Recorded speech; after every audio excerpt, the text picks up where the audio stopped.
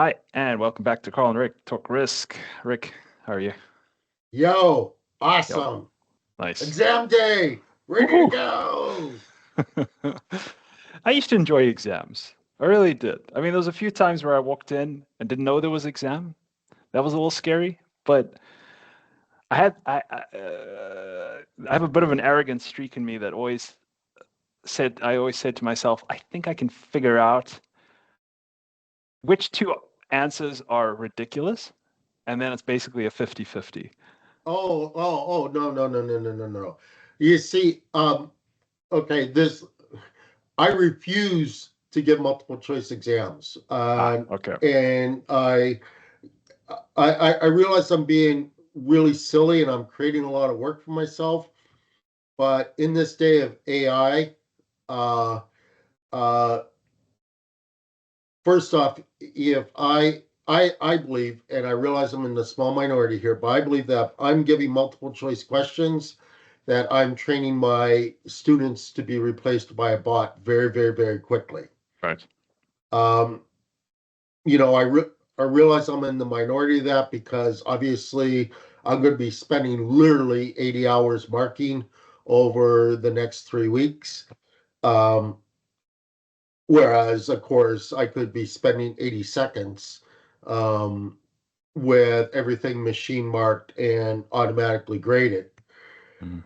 But I believe I owe that to the students because if I'm asking such poor quality questions that can be answered by multiple choice, then I haven't prepared them for the real world.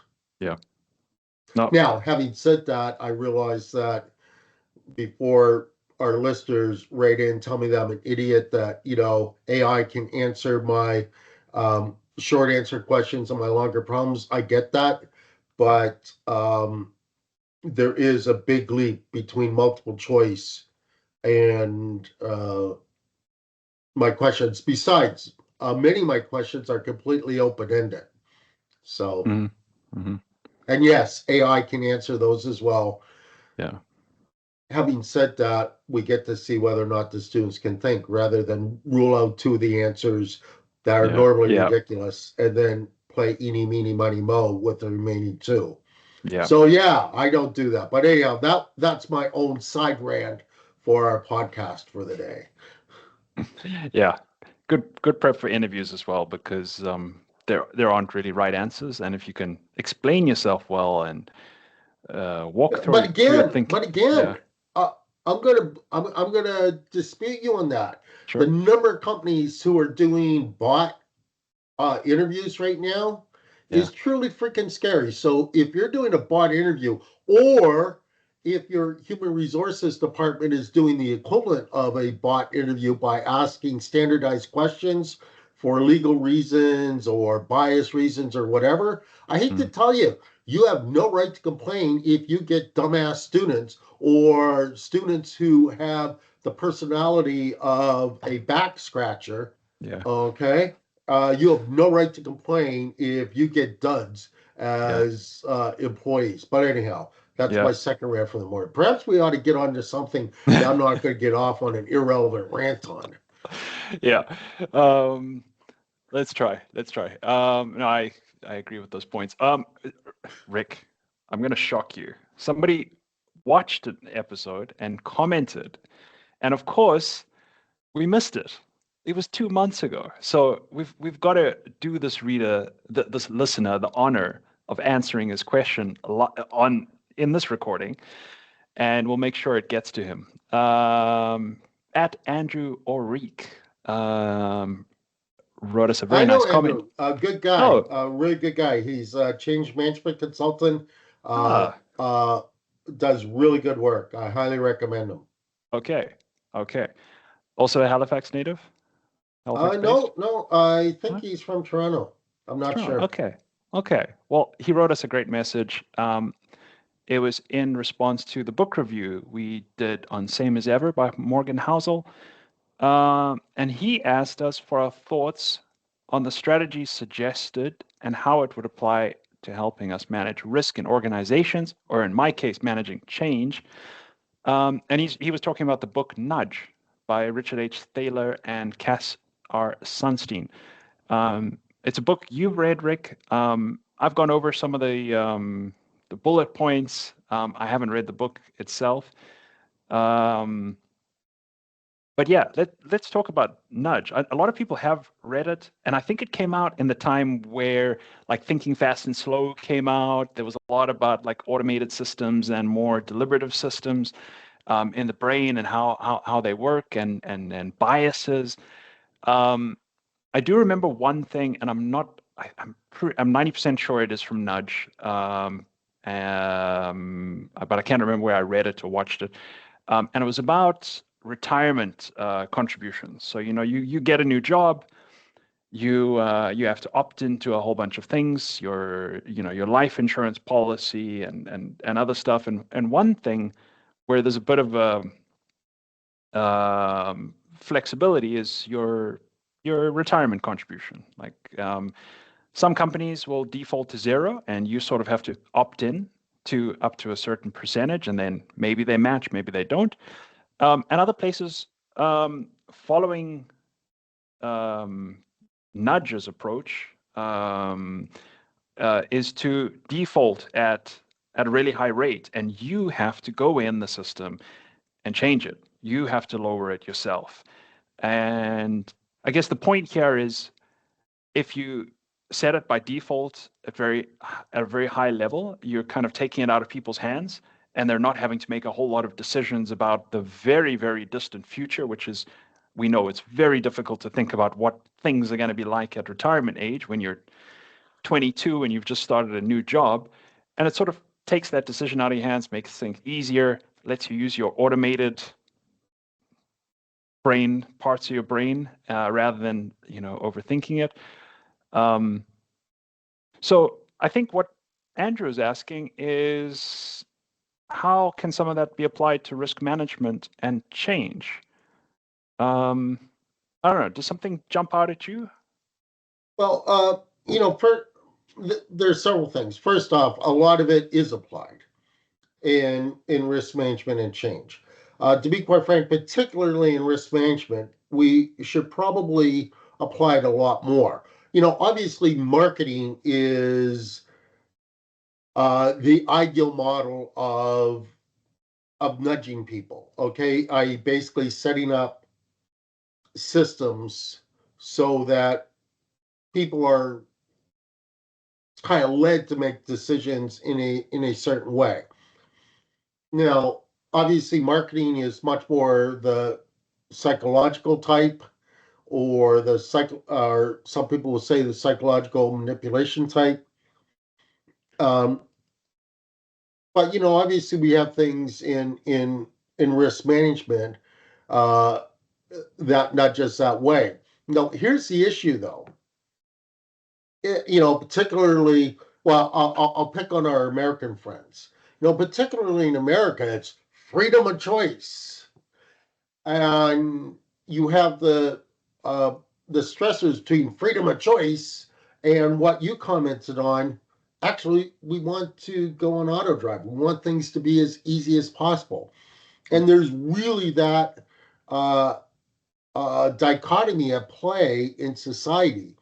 And I think that as individuals and as a society, we actually change in our attitudes toward that, and we actually flip flop quite frequently. And so, um, the principles of nudge. It's a book that I read ages ago when it first came out. Mm. Um, you know, Thaler is a behavioral economist. Um, it makes a lot of sense, but when does nudging become manipulation? When does nudging take away freedom of choice? Mm. Um, when does nudging become patronizing? Yeah. When does nudging lead to risk homeostasis, sticking to the risk side rather than Mm. um, the change management side? But when does nudging become risk homeostasis? Mm. Uh,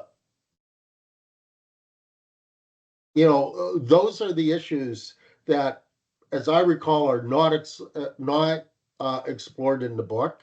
Mhm. Obviously, for things that are clear cut, black and white, good for 99.999% of the population. Of course, you want to have the system have built-in nudges. Mhm. But how many things that we care about in life are A, we all going to be in agreement on, and B, uh, even if we are in agreement on them, do we definitively know is best for us It's in very, the future? very good point. And even in this example about retirement contributions, do you really want people not thinking at all about retirement? Is because you're sort of saying, well, we're going to take this decision out of your hands because we know better. And it is good to start putting away money for your retirement as soon as you get a job. I think that's pretty unanimous. But Not quite.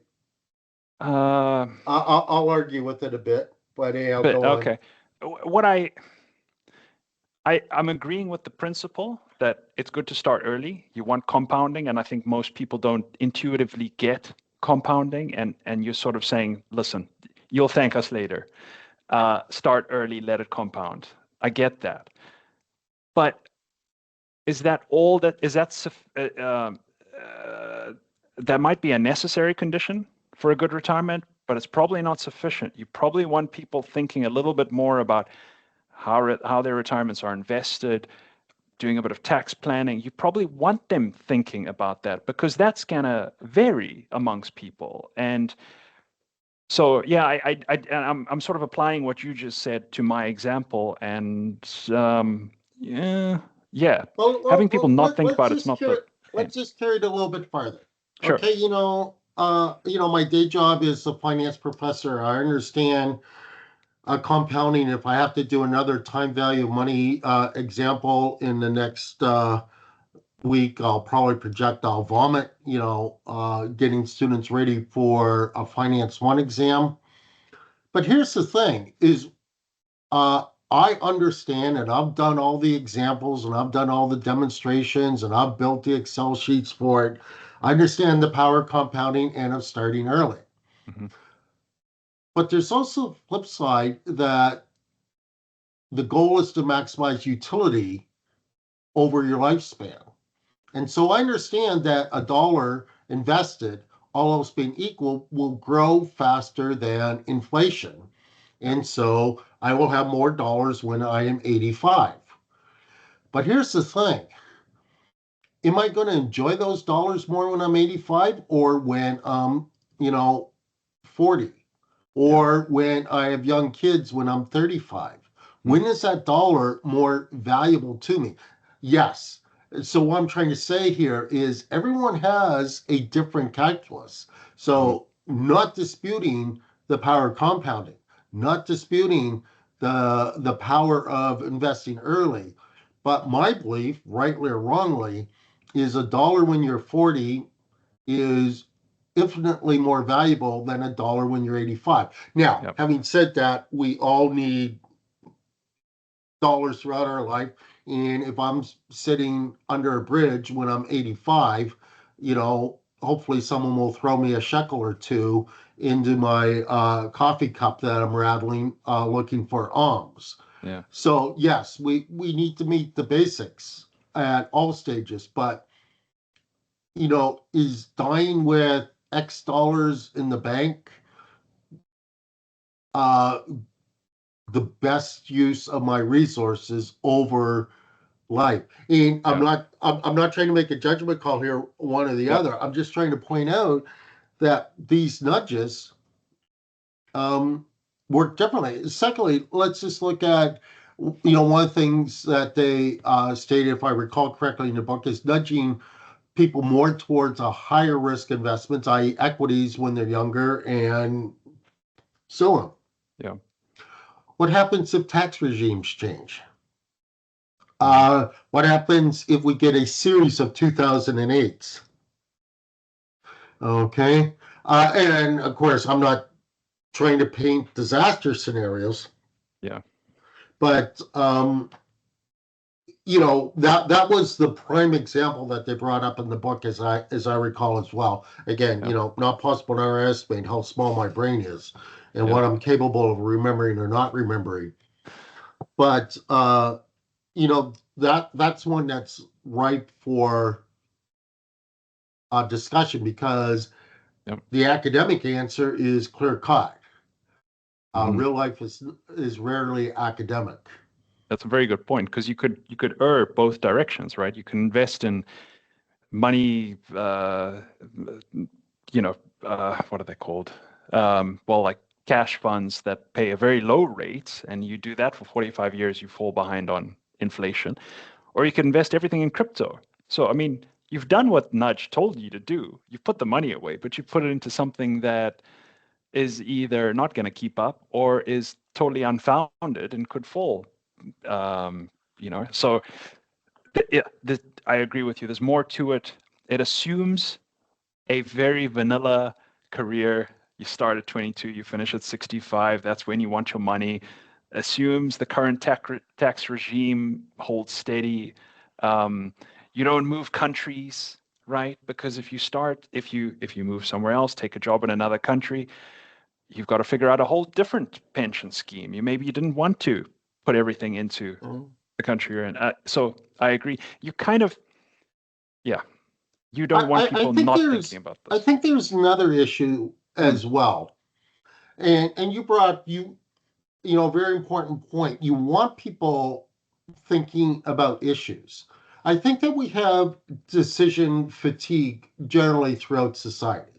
Yeah, Okay, and but if we default, okay, then it's like not using our muscles; they atrophy. mm, Uh, and I think that if we default to the nudge, and by the way, I'm probably guilty of this as anybody, or more guilty than most people. If we default to the nudge, then our decision making abilities atrophy. And from a risk making point, a risk management point of view, the last thing you want is people with atrophied decision making abilities. yeah, yeah, So conceptually, I love the idea, but uh, like all spices, it needs to be used sparingly and with discretion, yeah, um, and only with certain combinations. yeah, yeah. Um, what about applying it in a risk management sense? You know, uh, I I would say, I mean, part of Nudge's argument is balancing perspectives, right? Not just thinking about the short term, but also thinking about the long term, balancing Actually, these. I think I'd go even more than that. It's a very paternalistic view of what's best for you. Yeah, By someone, I'm smarter than you, so I'm going to nudge you in the way that I think I should go. Which, by the yeah, way, we're both parents, albeit you're a parent of what, a 3-year-old now, and two, I'm yeah, a parent of, someone that's, you know, 10 times older than that. You know, that's our role as parents. But we yeah, all know no matter, and sometimes it's not a nudge, sometimes it's a really vigorous push. Um, yeah, you know, so that's built in. But as parents, uh, we probably have an information advantage, and certainly we have an experience advantage that mm, others don't know. So that yeah, also that our offspring don't know, and that also I think should be taken into account when nudges there. yeah, Finally, there's ethical considerations. mm, Um, so, for example, in the university setting, we are definitely nudging in all ways, shapes, and form. mhm, And there's been a huge, um, oh boy, I'm going to get in trouble for saying this, but here goes. I think it's undeniable that there's been a huge nudge in the education system towards certain political point of views versus other political points of view. Mm-hmm. And I think that there's some ethical considerations that have to be dealt with there. And are you absolutely so right? Um, uh, what the heck? I'm on a roll, so I may as well get myself totally in trouble. But it's really not all that different from the Crusades of Yeah. the Middle Ages in some ways. All And right. we look back on the Middle Ages and say, wow, were they ever really freaking wrong? But in essence, they were doing a nudge. Yeah. Okay. Yeah. And you know, Yeah. for risk management, again, I'm in favor of nudging. Yeah. Okay. Yeah. But it has to be done with more thought than just, oh, you know, this works out as a textbook exercise as the maximum output. Let's put in place let's put in place the barriers that nudge people this way. Yeah. Yeah. Yeah. Because here's the thing, one other final thing. Yeah. You can tell I obviously did think about this in advance. The people who are most susceptible and most compliant with nudges are probably those who are either least willing or least able to consider the consequences and implications of the nudge. Mm-hmm. So that It's a raises good the point. bar even more so. It's a good point. Yeah. It's Because it's one thing if you're talking to a university student about XYZ philosophy. It's another thing if you're talking to a 10-year-old. It's another thing if you're talking to a 3-year-old, because the 3-year-old probably has a better grasp of philosophy than any of us or any of that group, yeah. ironically. No, it's very true. You force somebody into paying these retirement contributions. They look at their fund in 10 years because, why would they bother looking at it? And they're like, oh my God, there's 50,000 in there. I'm going to blow that on a vacation. So you've nudged them into a good habit, but without really teaching them any underlying thinking abilities about what the purpose of this is. And it's easy to fall out of that. I was thinking about credit cards as you were talking as well. Like, you could nudge people to not use as much credit. You could tell them, well, this is going to cost you X amount of dollars if you pay the minimum bill. This is how much interest you're going to pay over your lifespan, and that helps you make a good decision. But you could get a second credit card. They're going to tell you the same thing. It doesn't teach you how to manage your total credit. It doesn't teach you how to manage finances or budgets or anything like that. It's so separate that you're not really bringing it together in something coherent, you know, which is not really doing any good. Anyway, There's also a reputational risk with nudging. Because, again, I'll go back to marketing. Marketing is nothing but mental nudging, by and large. And we have all sorts of reputational risks if marketing gets a little bit too effective. Think about the vaping products geared towards kids, okay? Right. Or even, alcoholic products that are de facto marketed at people that they should be marketing at, or Yeah. the gambling sites that are marketed at people that they shouldn't really. And so if you're doing it for change management purposes or risk management purposes, and you're not conscious of possible reputational harm if you're not fully transparent, or if your nudge is uh, too successful, but in a subtle way. Yeah. Yeah. Actually, I like that approach. Like here's the nudge. We are nudging you, and here are the questions you should consider. We could be Mhm. wrong. That would actually be a nice disclaimer up front, right? We're pushing you into this retirement contribution deliberately, but have you considered this might not be the best thing for you? Yeah, that actually might work, and that's pretty easy to apply in a risk management context, because that's what we do, is skepticism, professional skeptics. No, Uh, but you see, that's using the definition of that risk is the possibility that something bad may happen. Some of us work on both sides of the street. Risk is the possibility that bad or good things may happen. Come on, broaden your definition. that's I'm trying to true. nudge risk managers to think bigger, think better, think more value added. Yeah, no, that's very true. That's very true. Uh, yeah, nudging. Yeah, I'm not sure I have more to say on nudge. I don't know. I need to read the book, and then I can have a full-fledged opinion on it. But from what I've heard, yeah, it's probably not enough. Oh, again, don't get me wrong. Overall, I'm positive. Yeah. I didn't think the book was necessarily the most awesome book I've ever read. I think that if you read a summary of the book, um, you've got 99.999% of it.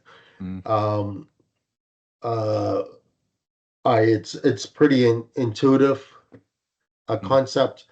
Overall, I'm in favor of not just particularly for risk management. I'll punt on change management per se because that's not really an area that I'm familiar with or I should shut up about.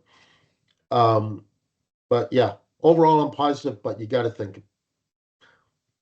yeah. Yeah. Well, Andrew, I hope you got something useful out of that. Thanks for the comment. Let us know what you think. You read the book, so I'm sure you have more to add to what we've had to say. And we'll be back soon. Thanks, Rick. Good chatting with you. Have fun, everyone. Have a good week.